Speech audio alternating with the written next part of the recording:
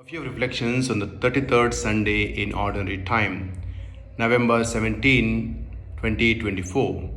The title that I given to these reflections is Becoming Signs of Hope and Contradiction, a call to holy disruption. As we draw near to the end of the liturgical year, the liturgical readings on the 33rd Sunday in Ordinary Time encourage us to live with vigilance and hope, grounded in faith. In a world marked by challenges, conflict, social injustice, and environmental crisis, our call as Christians feels ever more urgent. We are reminded that to be a follower of Christ in today's world means to be a bearer of light, compassion, and courage. Amid the uncertainty, we are called to be steady and resilient, living out our faith not in fear, but in trust, not in isolation, but in community. Jesus invites us to be people who build bridges, seek peace, and respond with compassion to the cries of those around us. I have 3 points to share with you. The first one is a call to holy disruption. In Mark chapter 13, verses 24 to 32, Jesus presents an apocalyptic vision of the world of the end times, a world plunged into darkness, cosmic forces in upheaval, and the heavens themselves shaken.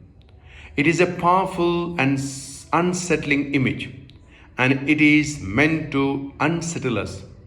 Yet we find within this disruption a promise of redemption, the coming of the Son of Man in great power and glory, gathering all people to himself. Jesus' words challenge us to look beyond the surface, to see that God's kingdom is not just a place or a future event, but an active reality that breaks into our lives even now. Often, we do not like something that is disruptive. We want to hold on to the old ways, even though they may not help us in any way. We feel comfort in such things. We are happy and cozy about the things of the past, which have set the trend for our lives in spite of the changed generations. Today we live in a disruptive age.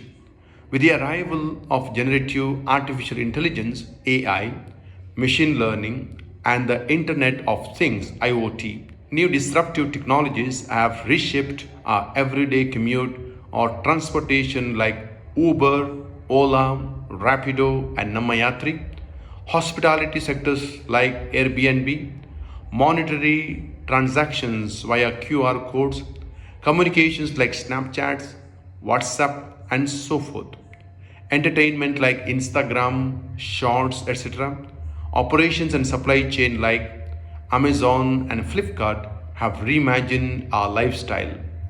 So too, our spiritual side has changed rapidly. We see the radical challenges that Jesus poses to our comfort. The second point, seeing the signs of our times. This message is radical, pushing us to confront what we would often rather ignore.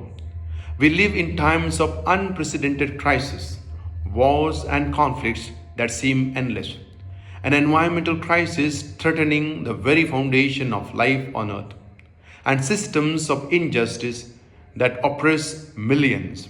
We are challenged to see these not merely as background noise to be endured, but as urgent calls for action and transformation.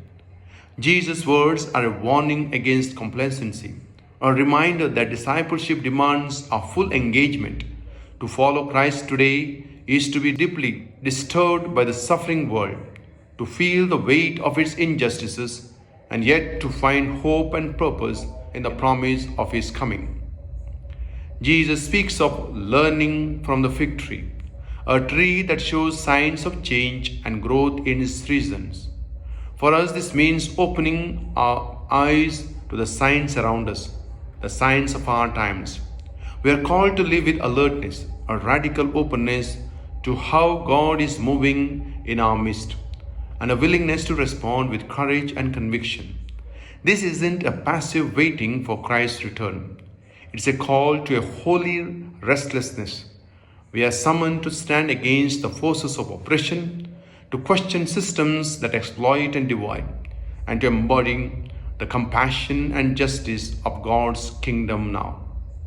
The third point, prioritizing the eternal over the temporary. Jesus' statement that heaven and earth will pass away, but my words will never pass away, invites us to reorder our lives. It is to reorder from materialism and status, focusing on simplicity, generosity, and true Christian community. In a society obsessed with wealth, status, and security, his words remind us that none of these things endure. Our faith calls us to radical simplicity and generosity, to turn away from the endless pursuit of what is temporary and to root our lives in what is eternal. This means reshaping our priorities and choosing to invest in relationships, community, and service rather than in material gain. It is to follow Jesus on a path that may lead us against the grain of society, towards solidarity with the poor, the marginalized, and the brokenhearted. These are not easy teachings. Living this way means becoming a sign of contradiction, an active reminder of God's alternative vision for the world. It is a call to courage in a world that prizes comfort, to compassion in a world that preaches self-interest, and to a faith that does not shrink from the realities of suffering and loss, but moves toward them in love.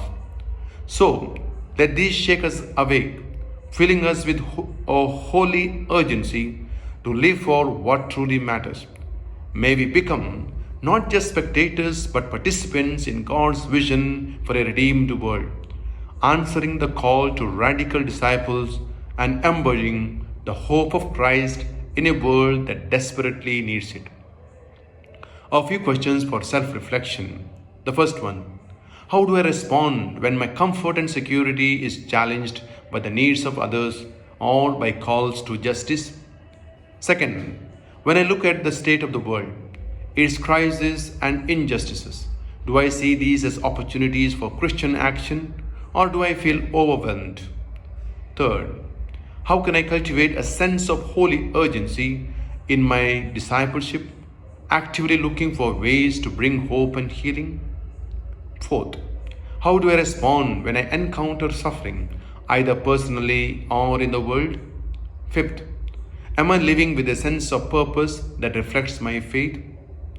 Finally, let's conclude these reflections with a short prayer based on Psalm 16. Lord, you are my portion and my cup. You hold my future in your hands. I set you always before me, with you at my side. I will not be shaken. Fill my heart with joy and my soul with peace as I walk the path of life you have laid before me. Help me to trust in your presence, which brings fullness of joy, and in your right hand, where eternal pleasures await. Keep me close, Lord, that I may dwell secure in your unending love. I make this prayer in Jesus' holy name.